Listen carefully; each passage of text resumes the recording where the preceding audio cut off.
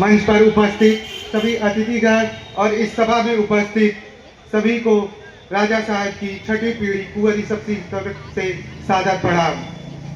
आज हम अपने पूर्वज अमर शहीद राजा जयलाल सिंह और उनके चरणों में नमन करते हैं और उनके साथ राजा बेनीमाधव सिंह, राजा फतेह बहादुर सिंह, पिता राजा दर्शन सिंह और रघुबर दयाल सिंह को भी नमन करते हैं, जिन्होंने 1857 की क्रांति में आजमगढ़ से अवध तक अंग्रेजों के छक्के छुड़ा दिए। मगर अफसोस इस बात का है कि देश के आजादी के 75 वर्ष से ऊपर हो गए। राजा साहब की जन्मभूमि पे न जाने कितने एमपी एमएलए हुए, लेकिन वहां पर राजा साहब का इतिहास दफन होकर रह गया। आजादी के दीवाने वीर सपूत देश को स्वतंत्र कराने के लिए लड़ते रहे। लड़ाई पे अपना सब कुछ न्यौछावर कर दिया। जमीन नीलाम हो गई, किला अंग्रेजों ने रात डाला, परिवार सब कुछ दांव पे लगाकर देश के लिए चेहरे पर सिकन तक नहीं आई। एक भाई इसी पार्क पर फांसी के फंदों पे चढ़ा दिया गया, 2 भाई युद्ध के मैदान में मारे गए और एक भाई 16 वर्ष तक फरार रहते हुए देश के लिए संघर्ष करता रहा। हमें तो फक्र से कहना चाहिए कि हम उस क्षेत्र, उस समाज के निवासी हैं। जब देश ब्रिटिश हुकूमत के गुलाम होती जा रही थी, तो हमारे ब्रिटिश हुकूमत को हमारे योद्धाओं ने उनको छक्के छुड़ा दिए।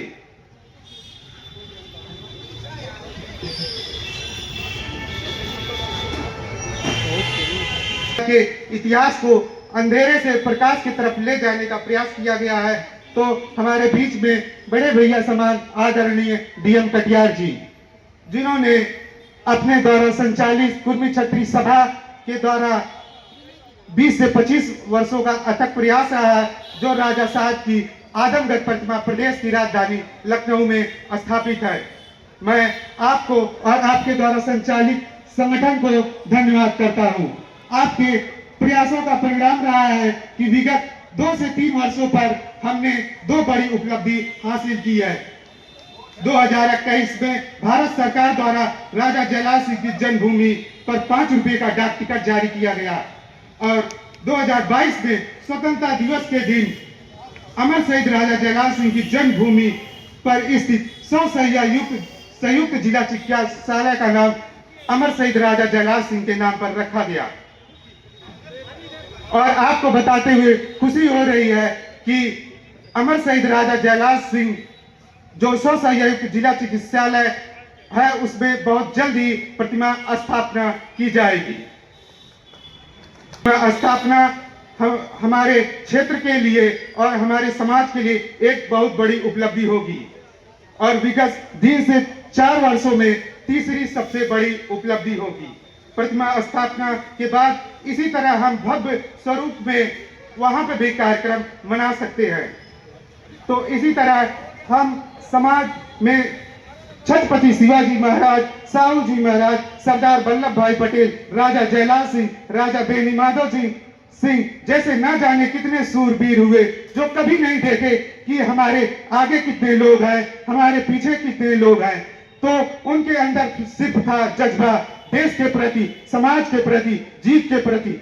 जिस दिन ऐसा जज्बा हमारे अपनों के बीच में होगा, उस दिन उत्तर प्रदेश की मुख्यमंत्री की कुर्सी दूर नहीं और दिल्ली की कुर्सी भी दूर नहीं। लेकिन इसके लिए हमें अपने स्वार्थ को पीछे छोड़ के ईमानदारी के साथ आगे बढ़ना होगा। हम पक्ष में हो, विपक्ष में हो, हमारी एकता ही हमारी ताकत है।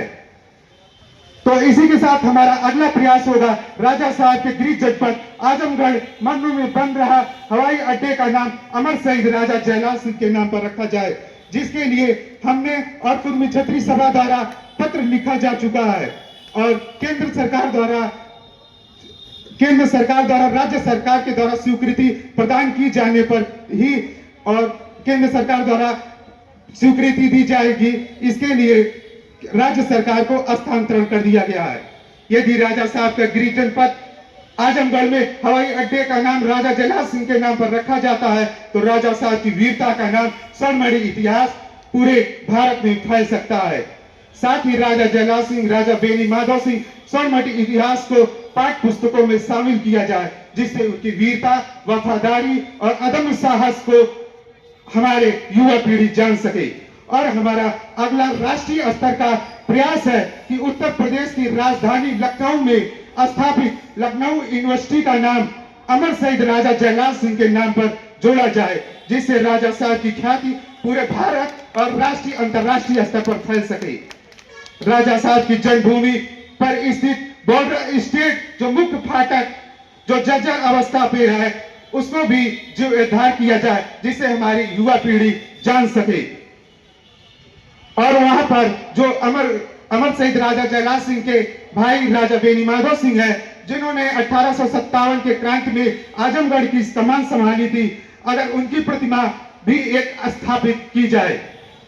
राजा साहब के पैतृक गांव बॉर्डर लछीरामपुर गांव के बाहर अमर शहीद राजा जयलाल सिंह, राजा बेनी माधव सिंह के नाम पर एक स्मृति द्वार का निर्माण भी किया जाए।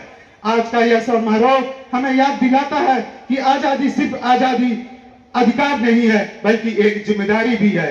क्या हम सब शेष दिन भी इसी तरह के कर्तव्य और बलिदान क्रांतिकारियों और प्रेम की भावना देश के प्रति होती है? तो इसका जवाब ना के बराबर होता है।